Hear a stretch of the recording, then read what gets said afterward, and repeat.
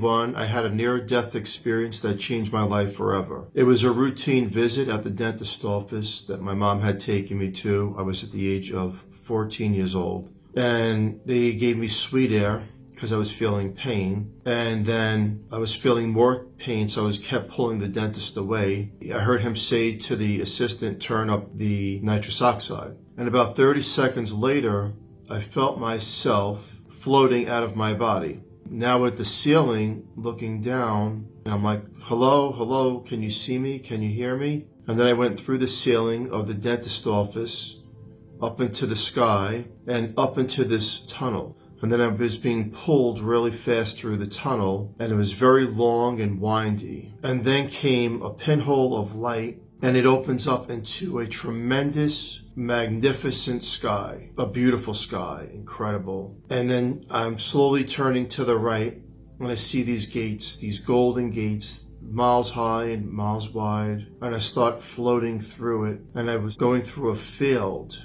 Every plant, every leaf, every tree was perfect. And they keep going on and very, very long and beautiful. And you just take in all this feeling of love and the feeling of I'm home. Then I'm being pulled through this garden. The garden is second to none. Every flower, every rose, every petal was magnificent. Far in the distance was an angelic being, no wings, coming slower and closer to me.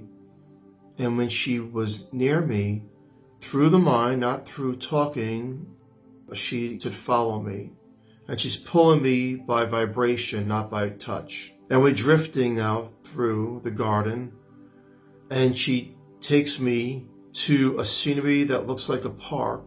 And then she goes away and she just keeps going. And in my mind, like, where are you going? Don't leave me, because I felt comfort with her, like I knew her. And I see these two elderly looking people from behind, and they turn around and they look really, really good. And they're my grandparents. My grandma, who died earlier that year, and my grandfather, who I never met. And I says, Grandpa. And he looks at my grandmother and goes, hello, Sonny. And I says, Grandma. And she didn't look happy to see me. She says, go back. And he says to her, what's Philip doing here?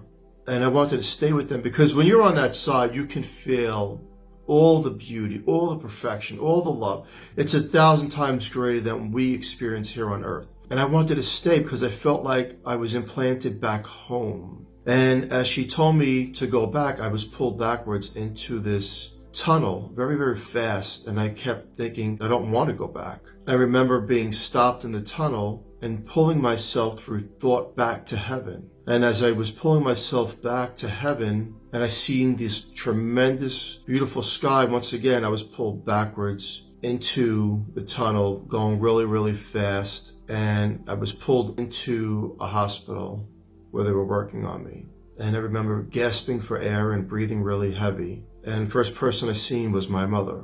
I wanted to explain where I thought I was. A couple days later, when I was back at home, and I tried to explain to my parents that I was in a place that I believed is heaven. Now, this is 1981, and it's hard for people to comprehend that your teenage son is in heaven. There were no TV shows or things to that nature that I would remember. No internet, just what you would learn in church. So I felt like I was lost, but I knew where I went was real and was true. I felt it with my body and my soul.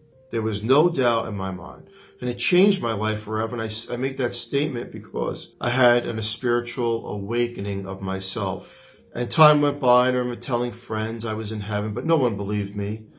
A year later, a year had passed, and I put this behind me. It was a beautiful day in Staten Island, New York. I'm in the backyard, and I'm looking up at the sun, and I was like, God, if I was in your home, please give me a sign, because I know I was there, but I can't prove it to anybody. And my mom that day decided to take my brothers and my sisters and myself for a walk. My father was at work in Manhattan. It was a long street we lived on, and she took us for a walk. Nice, we're all happy as a family, walking, just getting some fresh air. And halfway up the block, I felt this vibration to the right side of me. It was the same vibration that I felt in heaven when I seen that angelic being. And I looked at her and I says, "You can see me?" And she says, "Yes, I can see you, silly." And I was like, "Mom, look, that's the girl from heaven." And I'm trying to tell my mom, my brothers, but they don't see her. But my older sister seen her. And she's laughing and joking with her. And I says to my sister, "You know her?" And she goes, "Of course I know her, but I don't know from where." Now, the young girl was talking to myself through the mind, but as I'm watching her talk to my sister, it was through the mouth, through verbal. And I was hearing it. And she made me feel good. She made me feel like, you ask God for a sign, I'm here. She had blonde hair, crystal blue eyes, no wings. She had blue jeans on, a shirt with flowers, beautiful flowers like I've seen in heaven.